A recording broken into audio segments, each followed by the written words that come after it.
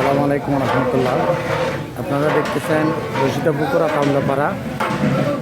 এখানে আমাদের কাউন্সিলর আলহাজ মোহাম্মদ শাহজাহান ভাইয়ের উদ্যোগে এখানে কিছু বন্যার্ত মানুষের জন্য কিছু খাবার ব্যবস্থা করা হয়েছে। এখানে আয়োজন চলতেছে, অনেক লোক দেখা যাচ্ছে এখানে। তো আমরা আপনাদেরকে যুক্ত করছি।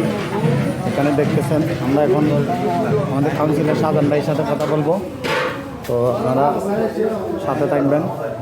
এখানে বসে আছেন আমাদের মোহাম্মদ শাহজাহান ভাই। আসসালামু আলাইকুম। সালাম। কেমন আছেন শাহজাহান ভাই? আচ্ছা, আলহামদুলিল্লাহ ভালো আছি।